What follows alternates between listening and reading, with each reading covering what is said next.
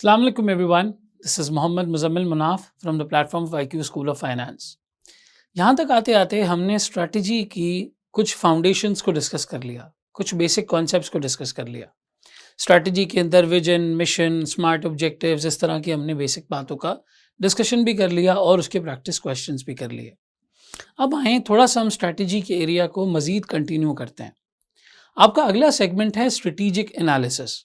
हमने foundations of strategy के अंदर स्ट्रेटेजिक प्लानिंग के 3 स्टेप्स देखे थे। एक स्ट्रेटेजिक पोजिशनिंग या स्ट्रेटेजिक एनालिसिस, दूसरा स्ट्रेटेजिक चॉइसेस और तीसरा स्ट्रैटेजी इनटू एक्शन।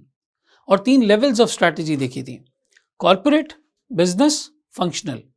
यानी कंपनी पहले हाई लेवल ये तहैया करती है कि हमने किस मार्केट में, किस प्रोडक्ट में, किस चीज़ के अंदर काम करना है, और फिर सेकंड नंबर पे ये डिसाइड करती है कि अब हमें कंपटीशन को आउटवे कैसे करना है, कॉम्पीट किस तरीके से करना है। स्ट्रेटेजिक एनालिसिस हमें ये बताता है कि हम अपने एक्सटर्नल एनवायरनमेंट को कैसे अंडरस्टैंड करेंगे और इंटरनली अपने आप को कैसे अंडरस्टैंड करेंगे। कुल मिला के हम यहाँ पे 6 चीज़ें करने वाले हैं। इन 6 चीज़ों को प्राइमरीली आप 2 सेगमेंट्स में डिवाइड कर लें। एक्सटर्नल एनालिसिस यानी कि what does the environment need, वो कौन सी अपॉर्चुनिटीज़ हैं, वो कौन सी सिचुएशंस हैं, वो कौन से चेंजेस हैं जो माशरे में, एनवायरनमेंट में आते चले जा रहे हैं और जिसकी डिमांड बिजनेस पर्सपेक्टिव से जनरेट हो रही है। At the same time second level के ऊपर आता है इंटरनल एनालिसिस, जहाँ पे हम देखते हैं कि कंपनी के रिसोर्सेज, कंपनी की कैपेबिलिटीज़ किस चीज़ में अच्छी हैं। हमने फाउंडेशंस ऑफ स्ट्रैटेजी के अंदर एक बात को समझा था कि ज़माना क्या चाहता है और हमें क्या आता है। ये दोनों चीज़ें हम स्ट्रेटेजिक एनालिसिस के अंदर कवर करेंगे।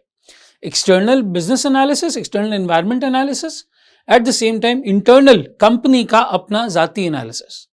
एक्सटर्नल एनालिसिस के अंदर फिर हमारे पास 3 तरह के मॉडल्स आ जाएंगे। एक आएगा पोर्टर्स 5 फोर्सेस, दूसरा आ जाएगा पोर्टर्स डायमंड और तीसरा आ जाएगा पेस्टल एनालिसिस। हमारे पास एक्सटर्नल एनालिसिस में ये तीनों चीज़ें शामिल हैं, pastel analysis, porters 5 forces, porters diamond. Pastel analysis हमें बिजनेस एनवायरनमेंट को समझने में हेल्प करेगा कि हम जिस एनवायरनमेंट में, जिस बिजनेस एनवायरनमेंट में काम कर रहे हैं वो कैसा है, क्या वो हमारी चीज़ों के लिए सूटेबल है, नहीं है। पोर्टर्स 5 फोर्सेस हमें ये हेल्प करेगा कि हम कंपटीशन को अंडरस्टैंड कर सकें, और पोर्टर्स डायमंड हमें ये हेल्प करेगा कि भाई किसी मुल्क के अंदर पर्टिकुलरली किसी चीज़ के सक्सेसफुल होने के क्या रीजंस होते हैं।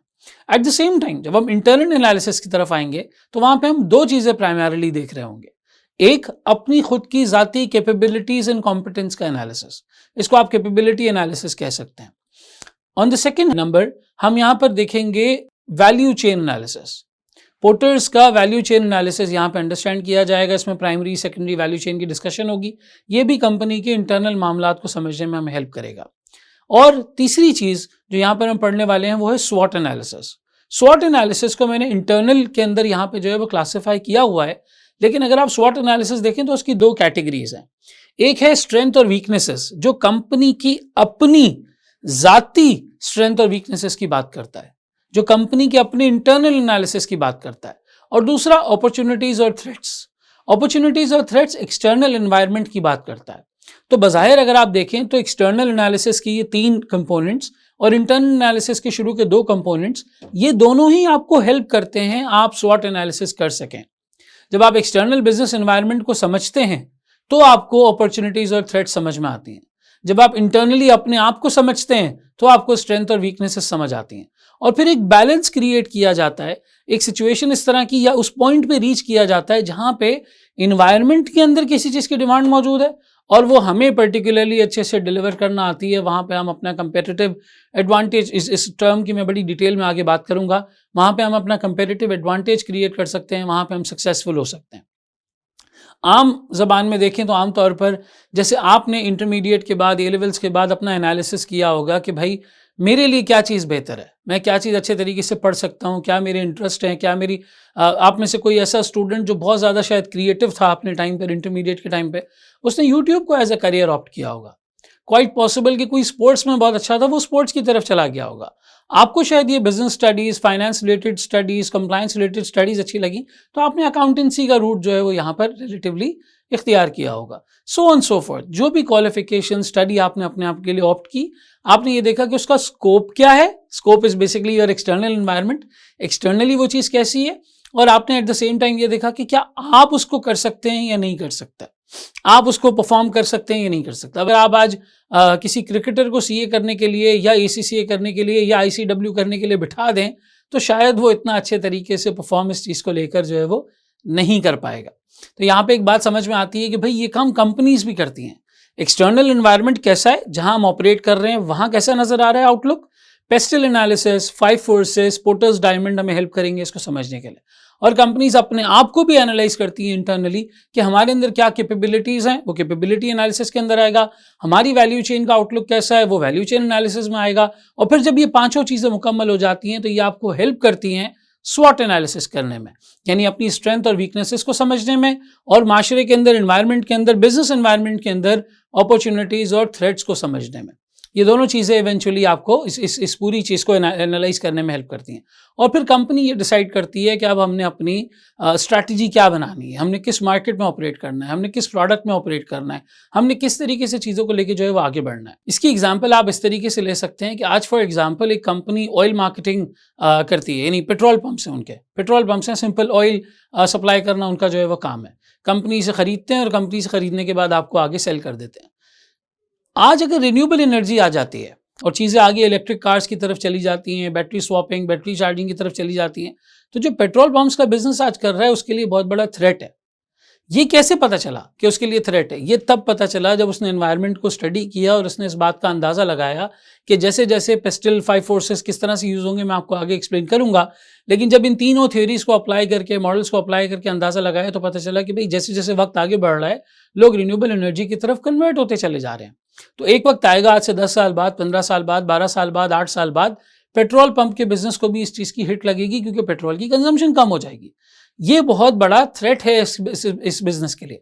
अब उसने इंटरनली अपने आप को एनालाइज किया। उसने एनालाइज किया तो उसको अंदाजा हुआ कि यार मेरे पास कैपिटल इनफ है, इनफ कैपिटल है कि मैं इलेक्ट्रिक चार्जिंग स्टेशन में से किसी एक स्टेशन की शुरुआत कर सकता हूँ। मेरे पास इतना कैपिटल है कि मैं अच्छे इंजीनियर्स हायर कर सकता हूँ, अच्छा इंफ्रास्ट्रक्चर बना सकता हूँ, मेरे पास ये कैपेबिलिटी मौजूद है। और ये चार्जिंग स्टेशंस का जो मैकेनिज्म है कस्टमर वाइज वो वैसे ही काम करता है जैसे पेट्रोल पंप्स का करता है, कि जैसे आप फ्यूलिंग के लिए जाते हैं तो वहाँ पे आपको कोई कॉफ़ी स्टोर नज़र आता है, आपको डिपार्टमेंटल स्टोर्स नज़र आते हैं जो एक्स्ट्रा इनकम होती है पेट्रोल पंप के लिए। अब आप वहाँ पर देखते हैं कि यार ऐसा कोई स्टोर है तो आप अंदर चले जाते हैं, कोई चॉकलेट ले ली, कोई स्नैक्स ले लिया, कोई खाने पीने की चीज़ ले ली, घर के लिए कोई ग्रोसरी याद आ गई वो ले ली, कॉफ़ी पीने का दिल कर गया कॉफ़ी ले ली, कहीं पर जूस के जो है वो शॉप्स होती हैं, कहीं पर दूसरे इस तरह के स्नैक्स होते हैं, आइसक्रीम्स होती हैं, लोग ले लेते हैं फ्यूलिंग करवाते वक्त। तो ये मैकेनिज्म जो इस बिज़नेस को चलाने का है, जो डायनेमिक इस बिज़नेस को चलाने का है, ये शख्स जो पेट्रोल पंप ऑपरेट कर रहे हैं, मुझे इसको पता है, मुझे इसके बारे में पता है कि ये कैसे ऑपरेट करती है। तो अब उन्होंने क्या किया, उन्होंने कहा यार हम एक इलेक्ट्रिक चार्जिंग स्टेशन लगाते हैं, चार्जिंग करने में हमें जो है वो 45 मिनट 1 घंटा लगता है, जो कैपिटल इन्वेस्ट करना है वो हम कर सकते हैं, हमारे पास मौजूद है, इंजीनियर्स हमारे पास मौजूद हैं, टीम हमारे पास मौजूद है, हम एक सेटअप लगाते हैं और उसके साथ भी 45 मिनट्स, 50 मिनट्स, 1-1.5 घंटा, 2 घंटा चार्जिंग में लगता है। तो हम क्या करेंगे, हम इस तरह के स्टोर्स और इस तरीके के स्नैक्स के ऑप्शंस इनके लिए वहाँ पे ओपन करेंगे। जहाँ ये थ्रेट था कि आगे जाके एक पेट्रोल पंप ऑपरेट करने वाले शख्स के लिए ये मसले मसाइल हो जाएंगे, वहाँ अपॉर्चुनिटी भी है कि वो आगे जाके रिन्यूएबल एनर्जी की तरफ ब्रांच आउट कर सकते हैं और अपने आप को ट्रांजिशन करवा सकते हैं from operating a petrol pump to operating a charging station, वो ट्रांजिशन करवा सकते हैं। अब देखिए ये टिपिकली एक बहुत ही सिंपल और बेसिक एग्जांपल के अंदर हमने उनका स्वॉट एनालिसिस कर लिया। स्ट्रेंथ क्या है, इस बिजनेस के डायनेमिक समझ आते हैं, इंफ्रास्ट्रक्चर मौजूद है, कैपिटल मौजूद है। वीकनेस क्या है, वीकनेस एज सच कोई इस एग्जांपल के अंदर हमने इनकी आइडेंटिफाई नहीं की। अपॉर्चुनिटी क्या है कि हम इस तरह के चार्जिंग स्टेशंस की तरफ ब्रांच आउट करें। थ्रेट यहाँ पे क्या है कि यार कुछ भी होगा, कोई ऐसा रिन्यूएबल एनर्जी की तरफ जब चीज़ें जो है वो आगे बढ़ेंगी तो हमारा सारा का सारा काम जो है वो रह जाएगा और चीज़ें जो है वो हाथ से निकल जाएंगी। कंपनीज इस चीज़ को कहती हैं स्ट्रेटेजिक एनालिसिस, कि आप एनवायरनमेंट को स्टडी करें, आप अपने आप को स्टडी करें और फिर देखें क्या चीज़ आप बहुत बेहतर तरीके से प्रोवाइड कर सकते हैं। कभी आप एक्सपैंड कर रहे हैं तो भी यही सोचा जाता है, कंपनी स्टार्ट कर रहे हैं तो भी यही सोचा जाता है। जैसे जैसे अपनी प्रोडक्ट में चीज़ों में आगे बढ़ रहे हैं तो प्रोग्रेस करने के लिए, ग्रोथ करने के लिए इन चीज़ों को मद्देनज़र रखा जाता है। ये एक बेसिक और बहुत ब्रीफ इंट्रोडक्शन दिया है मैंने आपको स्ट्रेटेजिक एनालिसिस का। इस ब्रीफ इंट्रोडक्शन को जहन में रखते हुए अब जो 6 चीज़ें आपके सामने नजर आई, यानी कि पेस्टल, यानी कि 5 forces, porters diamond, capability analysis, value chain और स्वॉट एनालिसिस, हम इन 6 चीज़ों को 1 बाय 1 आगे जाके अब देखना शुरू करते हैं। 1 बाय 1 इन मॉडल्स को पिक करते हैं और साथ साथ फिर इनके प्रैक्टिस क्वेश्चंस भी करते चले जाएंगे। Thank you so much.